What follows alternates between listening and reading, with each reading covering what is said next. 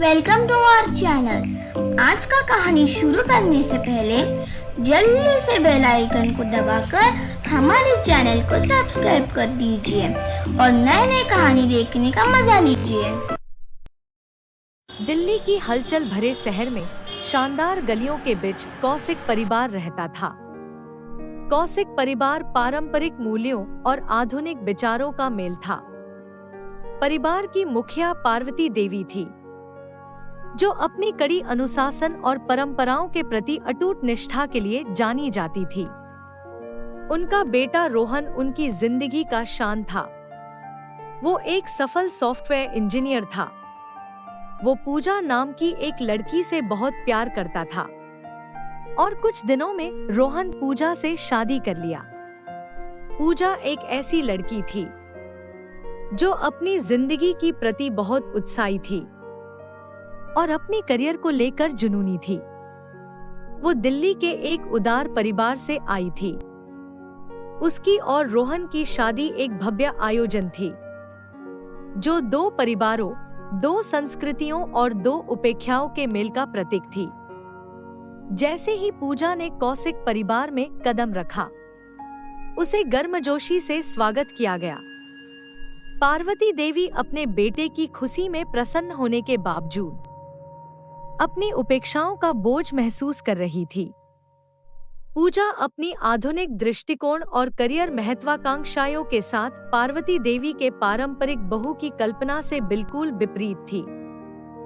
पहले शादी की कुछ दिन तो सब कुछ ठीक चल रहा था। पूजा घर में सबके साथ अच्छा प्रभाव डालने के लिए उत्सुक थी। कौशिक परिवार में फिट होने की पूरी कोशिश कर रही थी। वो सुबह जल्दी उठ जाती थी, जल्दी से नहाकर साड़ी पहनती थी और पूजा पाठ में भी भाग लेती थी और उसके बाद सबके लिए खाना बनाती थी। लेकिन उसकी कोशिशें अक्सर पार्वती देवी कठोर मानकों से कमतर होती थी। पार्वती देवी अक्सर छोटी छोटी बातों से त्रुटियां निकालती थी, चाहे वो पूजा की साड़ी पहनने की तरीका हो, या उसकी खाना बनाने की तरीका हो, या तो फिर फोन पर बिताया गया समय। इस बातों से पूजा अक्सर दुखी रहती थी। पहला बड़ा संघर्ष पूजा के जॉब करियर को लेकर हुआ। एक शाम पूजा एक जरूरी क्लाइंट मीटिंग के लिए तैयार हो रही थी। इस मीटिंग की सक्सेस के लिए पूजा बहुत मेहनत भी की थी। इसलिए वो पार्वती देवी से कहा, मम्मी जी, मेरी आज शाम को एक जरूरी क्लाइंट मीटिंग है। मुझे अब जाना होगा। मैं रात की 10 बजे तक घर वापस आ जाऊंगी। पूजा की इस बात से पार्वती देवी ने अपनी नाराजगी जताई। क्या कहा तुमने बहू? तू रात की 10 बजे तक घर से बाहर रहेगी? लोग क्या कहेंगे अगर वो लोग तुझे अजीब समय पर शहर में घूमता हुआ देखेंगे तो? तू ये मत भूल कि तू शादीशुदा है। एक बहू का स्थान घर पर रहना होता है, परिवार की देखभाल करना होता है, अपनी पति और सास ससुर की देखभाल करना भी होता है। लेकिन तुम तो देर रात तक बाहर रहने की बात कर रही हो। मम्मी जी, मैं आपको कहा ना कि मेरी एक जरूरी क्लाइंट मीटिंग है, इसलिए मैं घर से बाहर जा रही हूँ। मैं घर से बाहर घूमने के लिए अकेली नहीं जा रही हूँ। अगर ये मीटिंग इतनी जरूरी नहीं होती तो मैं कभी नहीं जाती। और मैं आपसे बोलकर तो जा रही हूँ ना, और मैं आपसे वादा भी करती हूँ, जब ये मीटिंग खत्म हो जाएगी मैं तुरंत ही घर वापस आ जाऊंगी। प्लीज मम्मी जी, मुझे जाने दीजिए। ये मीटिंग की सक्सेसफुल होना मेरी कैरियर के लिए बहुत जरूरी है। मम्मी जी, प्लीज मम्मी जी, मुझे जाने दीजिए। मैं एक बार कहा ना तुझे कि तू इस समय में घर से बाहर नहीं जाएगी, मतलब नहीं जाएगी। तुझे एक बार में समझ नहीं आती? जा अपनी रूम में। पूजा को पार्वती देवी की बातों से निराशा का एक उबाल महसूस हुआ। उसने अपने करियर को बनाने के लिए कड़ी मेहनत की थी और वो जॉब छोड़ने के लिए तैयार नहीं थी। उसे पार्वती देवी से बहस करना व्यर्थ लग रहा था, इसलिए वो उनको अब ज्यादा कुछ ना कहकर क्लाइंट मीटिंग के लिए चली गई। इस बात से पार्वती देवी की गुस्सा 7वीं आसमान तक पहुंच गई। उस दिन से सास बहू की बीच एक कड़वाहट का बीज बो दिया गया था। ऐसे ही दिन हफ्तों में बदल गए और छोटे मोटे झगड़े उनके दैनिक जीवन का हिस्सा बन गया। पूजा अपनी पर्सनल लाइफ और जॉब लाइफ को संतुलित करने के लिए पूरी कोशिश करती थी, इसलिए वो ऑफिस से घर जल्दी आ जाती थी और वो घर का सारा काम करती थी। लेकिन उसकी सारी कोशिशों को लगातार आलोचना का सामना करना पड़ता था। पार्वती देवी की पारंपरिक दृष्टिकोण पूजा की आधुनिक दृष्टिकोण से टकरा रहे थे, जिसमें हर गुजरते दिन के साथ दरार बढ़ती जा रही थी। रोहन को ये सब देखकर बहुत दुख होता था। वो खुद को बीच में फंसा हुआ पाता था। अपनी पत्नी की प्रति प्यार और अपनी माँ के प्रति सम्मान के बीच वो फंसा हुआ था। उसने बहुत बार अपनी पत्नी और माँ की बीच सुलह करने की कोशिश की, लेकिन उसकी सारी कोशिशें अक्सर व्यर्थ हो जाते थे, जिससे वो असहाय महसूस करता था। एक दिन पूजा जब ऑफिस जाने के लिए रेडी हो रही थी, तब रोहन पूजा के पास आकर बोला, पूजा, तुम्हारी और माँ के बीच रोज रोज की झगड़े से मैं तंग आ चुका हूँ। ना माँ कुछ मेरी बात सुनती है और ना ही तुम मेरी बात सुनती हो। अब तो इस घर में रहना ही मेरे लिए मुश्किल हो चुका है। उसमें मेरी क्या गलती है रोहन? मैं जब से तुम्हारी घर बहू बनकर आई हूँ, तब से मैं मम्मी जी को खुश करने के लिए कोशिश करती आ रही हूँ। मैं हर एक काम करती हूँ जो मैं पहले कभी नहीं किया, लेकिन मम्मी जी खुश होने की बजाय हमेशा मुझे ताना देती रहती है। मैं ये सब कब तक सहूं? मुझे तो कभी कभी अब ऐसा महसूस हो रहा है कि मैं तुमसे शादी करके बड़ी गलती कर दी। इस शादी से ना तुम खुश हो, ना मैं, और ना ही तुम्हारी माँ। इससे तो अच्छा है कि हम दोनों अलग हो जाए। मैं ये सब और बर्दाश्त नहीं कर सकती रोहन। इतना कहकर पूजा रोने लगती है और पूजा की बातें सुनकर रोहन को बहुत दुख होता है। पूजा, रो मत, सब कुछ ठीक हो जाएगा। और हाँ, दोबारा मुझे से अलग होने की बात और कभी मत करना। मैं तुमसे बहुत प्यार करती हूँ पूजा। तुम्हें खोकर मैं जी नहीं पाऊंगा। मैं तुम्हें दोष नहीं दे रहा हूँ। मैं तो बस यही चाहता हूँ कि माँ और तुम्हारे बीच सब कुछ ठीक हो जाए और तुम दोनों खुश रहो। खैर छोड़ो इन बातों को। मैं अभी ऑफिस जा रहा हूँ। चलो साथ में चलते हैं। मैं तुम्हें ऑफिस में ड्रॉप कर दूंगा। ऐसे ही दिन बीतते गए।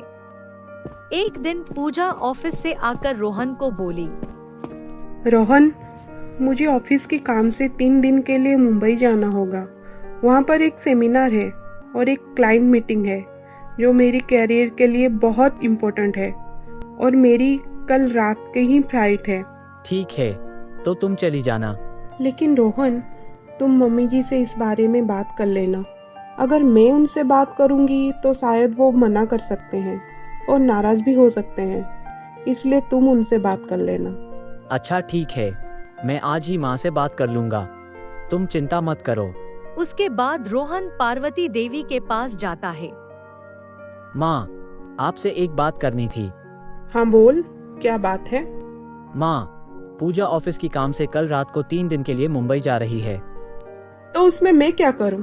उसकी मर्जी, वो जाए या ना जाए। ऐसे भी जाने की टिकट करने से पहले वो मुझे बोल के की थी, नहीं ना? तो अब क्यों तुम मुझे बोल रहे हो? मुझे उसकी काम से कोई लेना देना नहीं है। रात बहुत हो चुका है, तुम सो जाओ। उसके बाद रोहन वहाँ से चला आता है। रोहन, तुम आ गए? मम्मी जी ने क्या कहा? वो मान गए ना? पूजा, माँ ने कुछ नहीं बोली। तुम मुंबई जाओ, मैं माँ को समझा दूंगा। लगातार झगड़ों के बीच एक महत्वपूर्ण मोड़ आया जब पार्वती देवी बीमार पड़ गई। निमोनिया का एक गंभीर हमला उन्हें बिस्तर पर असहाय छोड़ गया। पार्वती देवी, जो कभी मजबूत और सख्त महिला थी, अब उन्हें देखभाल और समर्थन की आवश्यकता थी। पूजा अनेक मतभेदों के बावजूद सामने आई। उसने अपनी ऑफिस से छुट्टी ली, ये सुनिश्चित करते हुए कि पार्वती देवी को सर्वोत्तम चिकित्सा और देखभाल मिले। पूजा ने उनकी बहुत अच्छी तरह से ख्याल रखा। उसने पार्वती देवी के लिए खाना बनाया, उनको समय पर दवाई दी और उनकी बिस्तर के पास रातें गुजारी।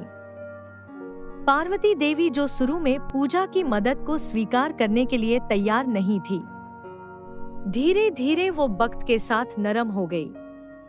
उन्होंने अपनी बहू का एक अलग पहलू देखा, एक जो देखभाल करने वाली, समर्पित और निस्वार्थ थी। पूजा के इस कार्यों ने बहुत कुछ कह दिया, उन बाधाओं को तोड़ते हुए जो उन्हें अलग रखे हुए थे। जैसे जैसे पार्वती देवी ठीक होने लगी, उन्होंने पूजा को एक नए दृष्टिकोण से देखना शुरू किया। उन्होंने महसूस किया कि उनकी कठोर होने के कारण पूजा के ईमानदार प्रयासों को परिवार का हिस्सा बनने के लिए छायांकित किया था। दैनिक बातचीत, जो पहले तनाव से भरी होती थी, अब आसान होने लगी। एक शाम जब वो दोनों एक साथ बैठे हुए थे, तब पार्वती देवी ने पूजा से कहा, पूजा, मैंने तुम्हारे साथ बहुत अन्याय किया है। मेरी वजह से तुम्हें बहुत मुसीबतों का सामना करना पड़ा है। मुझे तुम माफ कर दे बेटी। मुझे अपनी गलती का एहसास हो रहा है। तुमने इस परिवार के लिए, मेरे लिए कितना कुछ किया है और मैं तुम्हें हमेशा कड़वी बातें बोलती रही। मुझे तुम माफ कर दे पूजा, मुझे तुम माफ कर दे। मम्मी जी, आपको माफी मांगने की कोई जरूरत नहीं है। मैं कभी भी आपके खिलाफ जाना नहीं चाहती थी। मैं सिर्फ अपने सपनों और अपनी घर की प्रति जिम्मेदारियों के बीच संतुलित बनाना चाहती थी। अगर कभी मेरी बर्तावों की वजह से आपको बुरा लगी हो तो आप भी मुझे माफ कर देना मम्मी जी। चलिए, हम दोनों पिछले सारी बातों को भुलाकर एक नई शुरुआत करते हैं। पार्वती देवी पूजा की बातों से सहमत हुए। वो अब समझ चुके थे कि भले ही वो दोनों अलग अलग पृष्ठभूमि से आते हैं, लेकिन उन दोनों का परिवार के प्रति प्यार एक जैसा है। उसके बाद से कौशिक परिवार के लिए एक नई शुरुआत हुई।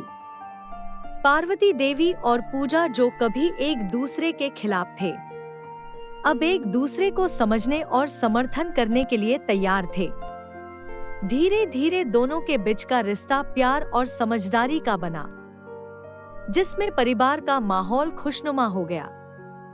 रोहन, जो इस परिवर्तन को देख रहा था, अब खुद को खुश और संतुलित महसूस कर रहा था। सास बहू के बीच की तकरार अब प्यार में बदल चुका था और उनका बंधन पहले से कहीं ज्यादा मजबूत बन चुका था। कौशिक परिवार अब प्यार और सामंजस्य का प्रतीक था, जहां पारंपरिक और आधुनिक मूल्य एक साथ मिलकर खुशी और संतुलन की ओर अग्रसर थे। आपको मेरी वीडियो अच्छी लगी है तो अपने फ्रेंड्स के साथ शेयर जरूर कीजिए और हाँ दोस्तों, लाइक और सब्सक्राइब करना मत भूलिए।